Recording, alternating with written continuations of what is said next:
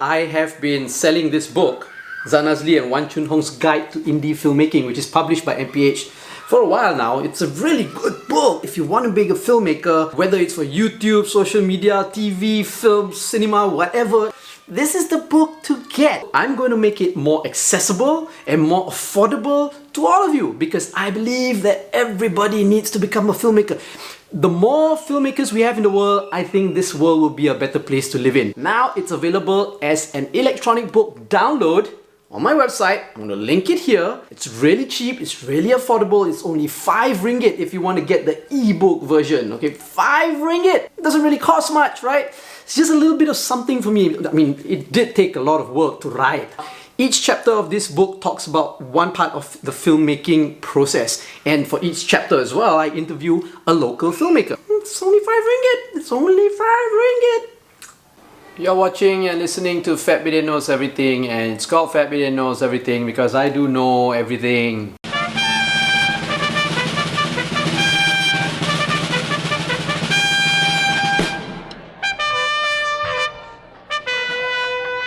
Now this week, I want to talk to you about something a little bit more positive. So many negative news, a lot of negative news out there in the media. Political issues, quarantine issues, SOP issues with COVID-19, freedom of speech being curtailed and all that. So much negative news. So today I want to talk about something positive. And I want to talk about the unfortunate helping out the unfortunate. And this week's episode is going to be brought to you by Chinese New Year pineapple tarts. Because it's Chinese New Year.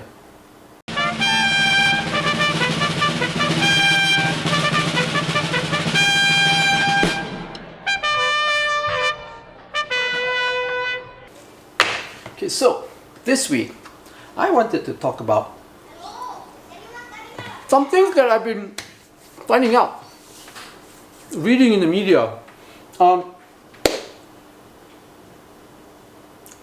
There have been a lot of less fortunate people. How do I say this? It sounds so wrong to say less fortunate people emerging in the country because of COVID-19. There's been hard times lah. The economy has been bad. COVID-19, the pandemic rearing its ugly head. People going on lockdown. Work is scarce. People are being fired. People are not getting money, losing jobs. It's terrible. And I guess the number of people who are struggling to live, to make a living, to make money, to feed their families, is increasing.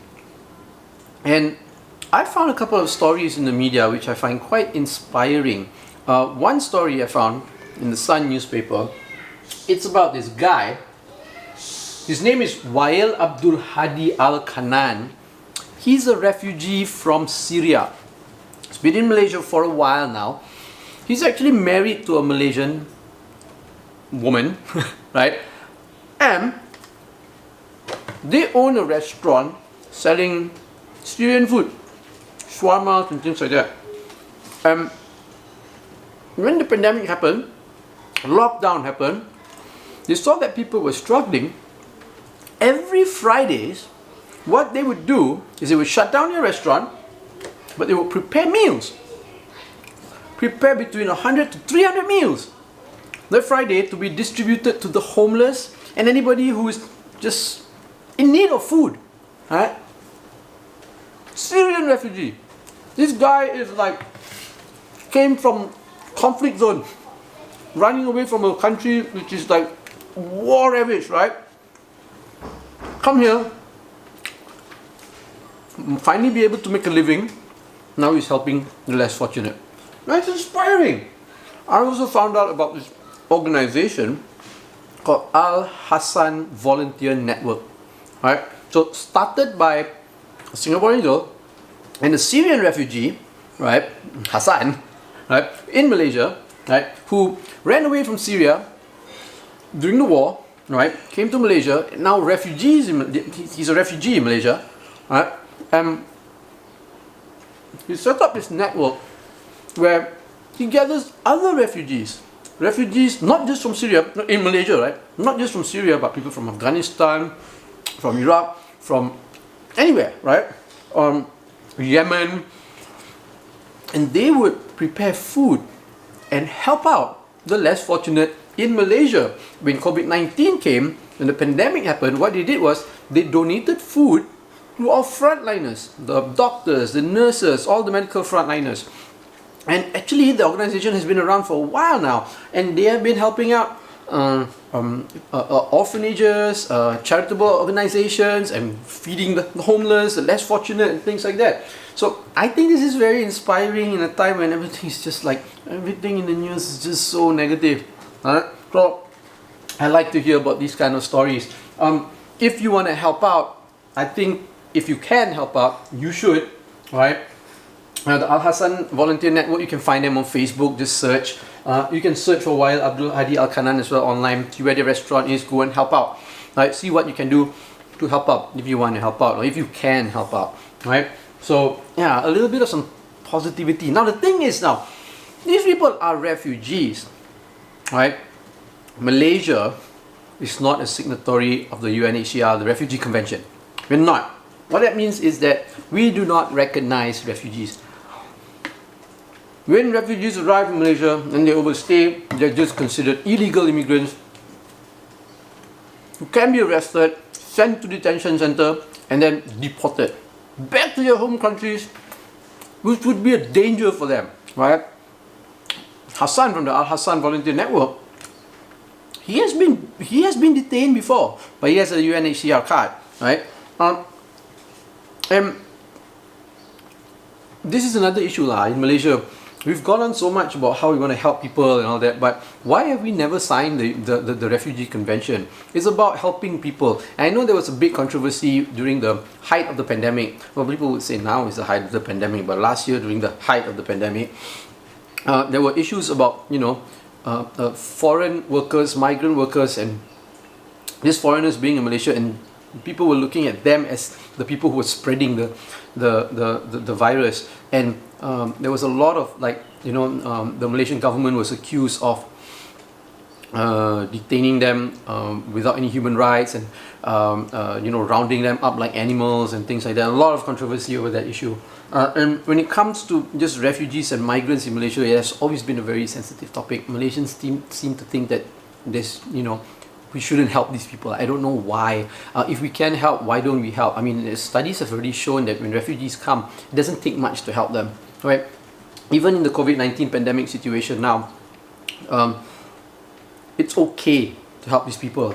There's also been talks about the vaccination right now. When the vaccination comes in, who are we going to vaccinate? We're going to vaccinate Malaysians, right? And then what about the foreign workers, migrants, even the illegal immigrants, right, who are in Malaysia? Illegal immigrants, and even the refugees, do they get vaccinated? If we don't vaccinate them, isn't that a risk to our community as well? But if we do it, then people will complain, oh, why are we doing it for them? They don't have the right to do it. They have no right to receive the vaccination and things like that. So, yeah, don't you think we need to be more human?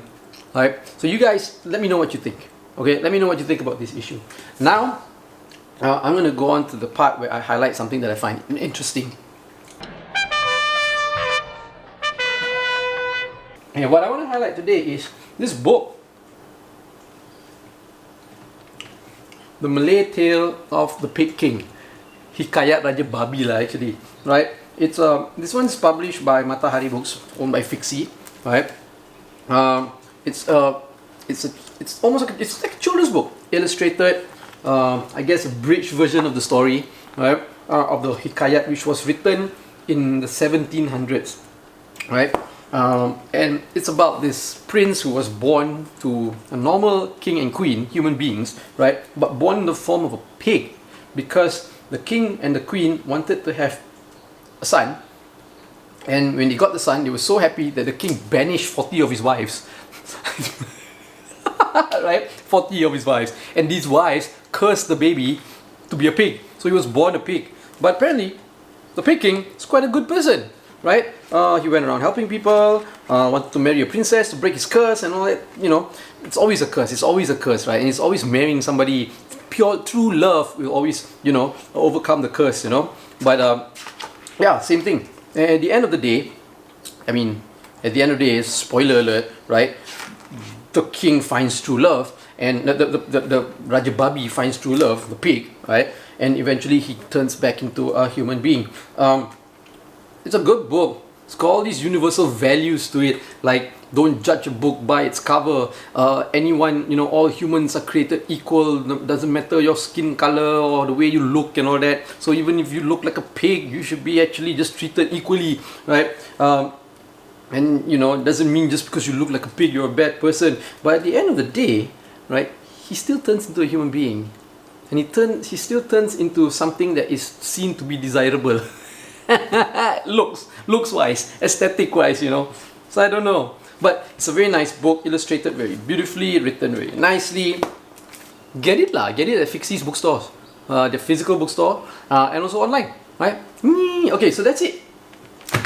You've been watching and listening to Fat Bidin Knows Everything.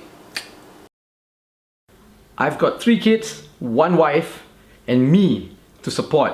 So you've got to help fund my life. So you actually can go to the Fat Bidin e-store, right? I'm gonna link it below, right? And you can get actually Fat Bidin merchandise, right? And most of it are actually books. I used to sell DVDs and films and all that, but hey, everything's available on YouTube now. So now if you want to get Fat Bidin merchandise, it's mostly books. So I've got books here. See, like this book. This is called The Adventures of a KLite in Afghanistan. It's a graphic novel. See, graphic novel which I wrote and illustrated with my buddy Apan, right? It's a non-fiction one. It's about my time in Afghanistan shooting a documentary for a month when I was there. See, I'm a war journalist, right? So it's a really good book, right? I've got this non-fiction novel. It's called Operation Nasi Kerabu, Finding Patani in an Islamic Insurgency. This book I wrote because I spent some time in southern Thailand where there's a war there. You all know there's a war there, right? In Patani, right? I shot a documentary there which was banned for broadcast, but hey, they allowed me to publish a book. And if you get the book, there is a QR code at the back, right? There's a QR code at the back which allows you to watch it for free online. Oh, where's the QR code? Where's the QR code? There's the QR code, right? It's online, meaning you scan the QR code, you go to my YouTube channel. Okay, I've got another book. This is called Journo Dad, The Chronicles of a Journalist Who Happens to Be a Father. It's a compilation of my articles, my column when I was writing for the Malaysian Insider. It's all about me being a journalist and raising a family at the same time. It's really funny. It's funny. My best-selling book, Liberal, Malay and Malaysian, Writings of a Walking Contradiction. This is a compilation also of my column in the Malaysian Insider. This one focuses more on politics, race, demonstration, democracy and religion and things like that. It's funny too. All my books are funny because I'm a funny guy, right?